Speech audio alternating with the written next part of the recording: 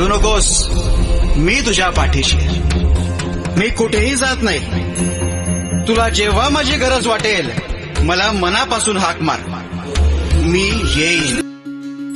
स्वामी जगाची माऊली, स्वामी कृपेची सावली, ऐसी निरंतर माया भी कुठे न पाहिली. आनंदाचे दान दे, संकटात धाव घे, सारी सुमने श्वासांची स्वामी चरणी वाहिली.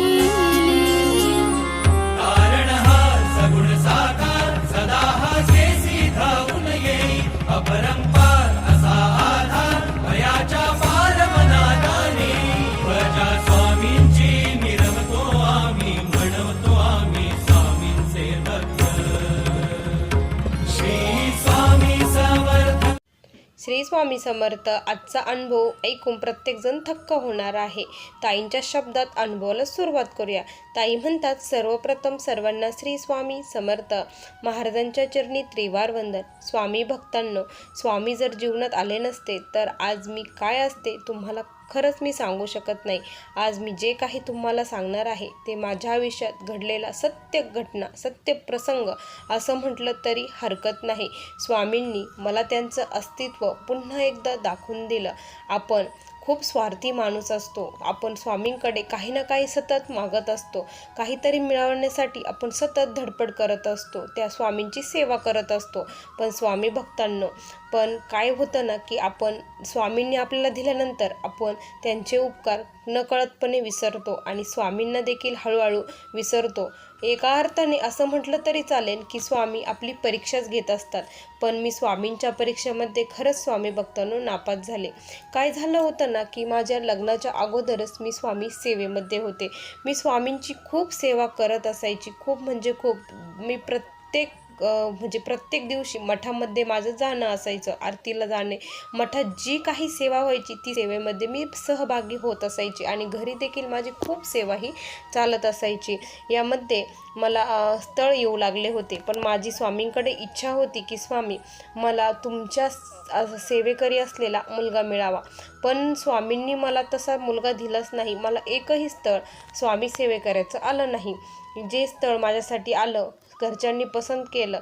मी त्या मुलाला विचारलं की तुम्ही कुठल्या देवांची सेवा करतात. त्यावेळेस त्यांनी सांगितलं की मी साईबाबांची सेवा करतो, मी साईबाबांना खूप मानतो. ते असे म्हटले. त्यावेळेस मला असं वाटलं की हे तर वेगळंच आहे, आता काय. पण मी स्वामींवरती पूर्ण काही सोडून दिलं होतं की स्वामी तुमची जशी इच्छा असेल, माझ्यासाठी जे योग्य असेल तेच तुम्ही करणार आहात, कारण माझा तुमच्यावरती खूप विश्वास आहे. मी स्वामींना असे म्हटले आणि त्यांच्यासोबत माझं लग्न देखील झालं. आता लग्न झाल्यानंतर खूप प्रॉब्लेम्स येऊ लागले, कारण ते साईबाबांना खूप मानायचे आणि मी स्वामी महाराजांना. ते मला स्वामींची सेवा करायला नाही म्हणत नव्हते, पण मला असं वाटायचं की त्यांनी स्वामींची सेवा करावं, साईबाबाची सेवा ही करू नये. यामध्ये खूप म्हणजे आमचे भांडणं देखील व्हायचे, खूप जोराचे भांडणं व्हायचे. एक दिवस असंच झालं की मी स्वामींचे गुरुवार करत होते. गुरुवार करत मी पूजा वगैरे सर्व मांडली होती आणि त्या दिवशी मिस्टरांना देखील गुरुवार होता. त्यांना साईबाबाची पूजा करायची होती. पण आमचे इतके भांडणं झाले ना की ते म्हणे की साईबाबांचीच मांडायची, तर मी म्हटलं नाही, महाराजांचीच मांडायची. आता देवावरून आमचे प्रचंड भांडणं होऊ लागले.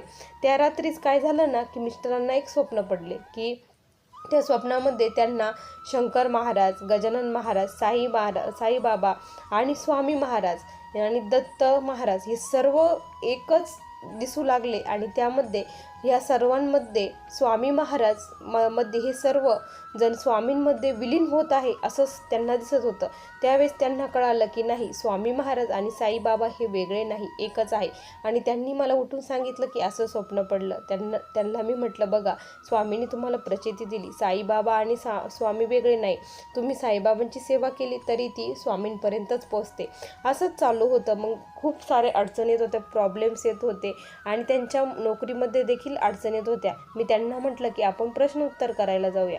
मग असंच झालं. आम्ही केंद्रामध्ये गेलो, मठात गेलो, प्रश्नोत्तर केलं. तिथं त्यांनी आम्हाला खूप सेवा दिल्या आणि आम्ही दोघंही त्या सेवा करू लागलो. त्या सेवेने आमचं इतकं चांगलं झालं ना की बस. त्यांची नोकरी छान ठिकाणी लागली, पॅकेज पण छान भेटलं आणि मला ज्याची कल्पना देखील नव्हती, मला असं मिळेल असं मला कधी वाटलंही नव्हतं, ते देखील मला मिळालं. कारण मला देखील खूप छान ठिकाणी जॉब मिळाला. घरची परिस्थिती ही खूप छान सुधारली होती, खूप छान चाललं होतं.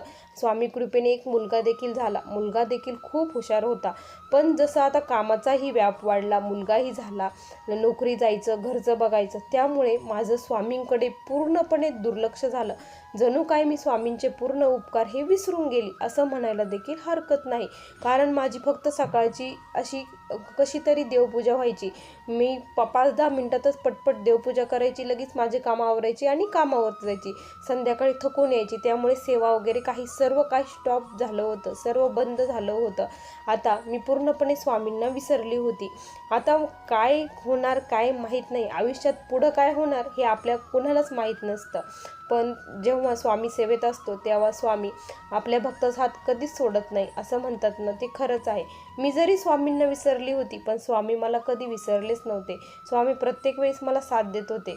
आता मला माझ्यासोबत जी घटना घडली, जो प्रसंग घडला, ते ऐकून असं कळन तुम्हाला की स्वामी आपल्या भक्तांना पुन्हा त्यांच्या सेवेमध्ये कसे आणतात ते. असंच स्वामींना आपल्या भक्ताकडून सेवा करून घ्यायची असते. ज्यासाठी त्याला मनुष्यात देहाला घातला आहे, जन्माला घातला आहे, त्याचं सार्थक करण्यासाठी स्वामी आपल्या भक्तांकडून ही सेवा करून घेत असतात. याचं मला खूप नंतर हे कळालं. काय घटना घडली, काय झालं माहिती आहे का?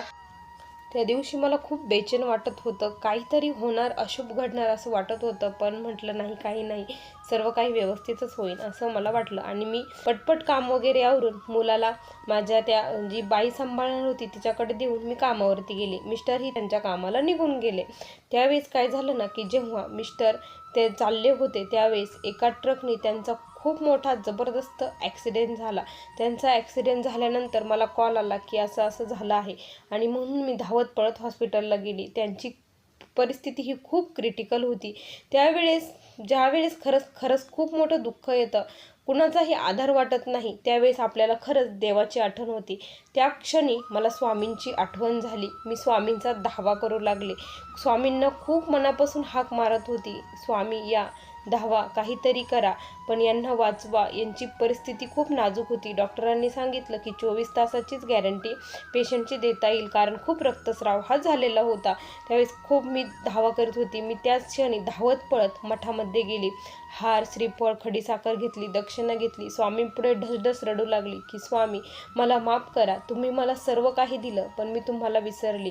तुमचा मला विसर पडला. तुमची माझ्याकडून सेवा तुम्ही करून घेतली नाही.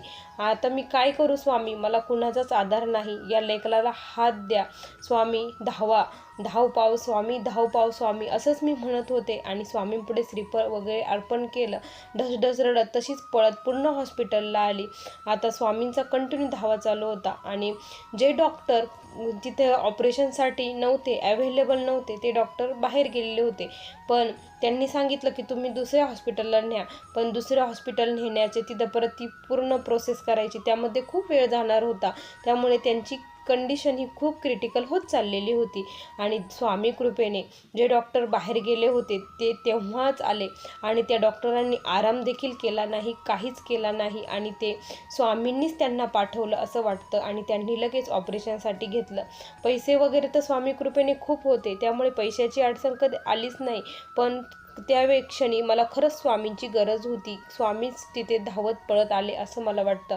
ऑपरेशन वगैरे सर्व सक्सेसफुल झालं, सर्व व्यवस्थित झालं आणि मी पुन्हा मठात गेली आणि स्वामींचे आभार मानले की स्वामी खरंच मी खूप मोठी पापिनी आहे, या जगातील सर्वात मोठी पापिनी आहे. मी स्वार्थासाठी तुमची भक्ती केली, स्वार्थासाठी सेवा केली. जोपर्यंत माझा स्वार्थ साध्य होत नव्हता तोपर्यंत तुमची मी किती सेवा करत होते आणि तुम्ही मला सर्व काही दिलं तर मी तुम्हाला पूर्ण विसरले. स्वामी आजपासून हा भक्त अशी चूक करणार नाही. तुम्ही माझ्या मिस्टरांना जे जीवदान दिलं आहे ते खूप अनमोल आहे. माझं कुंकू वाचवलं हे माझ्यासाठी खूप आहे, कारण एक स्त्री बिना पतीची कशी राहते हे खरंच खूप कठीण असतं. समाज तिच्याकडे खूप वाईट नजरेने बघत असतो. तिच्यावरती जे दुःख येतं ना ते कोणीच करू शकत नाही, कारण माझं बाळ देखील हे खूप छोटं होतं.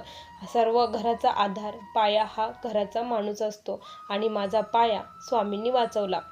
त्यानंतर त्या दिवसापासून मी स्वामींना कधीच विसरले नाही.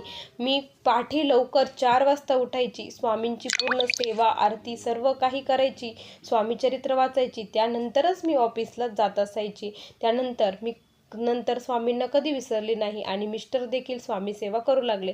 आता मिस्टरांचा जॉब गेला आहे, कारण त्यांना खूप दिवस हे बेड रेस्ट होतं, कारण त्यांना काहीच हालचाल वगैरे करायची नव्हती. पण स्वामी कृपेने सर्व काही व्यवस्थित झालं आहे आणि मला खात्री आहे मिस्टर देखील लवकर बरे होईल आणि त्यांना देखील पुन्हा जॉब लागेल, कारण स्वामी माझ्यासोबत आहे. स्वामींनी माझी साथ कधीच सोडली नाही. स्वामी अशीच कृपा प्रत्येक भक्तावरती राहू द्या आणि प्रत्येकाला संकटातून दूर करा. ज्यांच्यावरती खूप मोठे संकट आहे त्यांच्या मदतीला लवकर धावून जा, हीच तुमच्या चरणी प्रार्थना. असा मला आलेला हा छोटासा अनुभव होता स्वामी भक्तांनो. श्री स्वामी समर्थ. बघा स्वामी भक्तांनो, किती सुंदर अनुभव होता. सेवा करा, मेवा मिळवा. स्वामींवरचा विश्वास कधी डगमळू देऊ नका. आणि खरंच स्वामींनी खूप काही आपल्यासाठी केलं आहे, तर आपण त्यांच्यासाठी 3 अध्याय आणि 11 माळी रोज हे करायलाच पाहिजे म्हणजे पाहिजे. आपण त्यांच्यासाठी करत नाही तर आपल्यासाठीच करत असतो. कोणती वेळ कशी येईल खरंच सांगता येत नाही. त्यामुळे स्वामी भक्तांनो, सेवा करत राहा, स्वामींवरती पूर्ण विश्वास ठेवा. तुम्हाला हा अनुभव कसा वाटला नक्की कमेंटमध्ये कळवा. पुन्हा भेटूया अशा सुंदर अनुभवासोबत. तोपर्यंत सर्वांना श्री स्वामी समर्थ. जय जय स्वामी समर्थ. श्री गुरुदेव दत्त.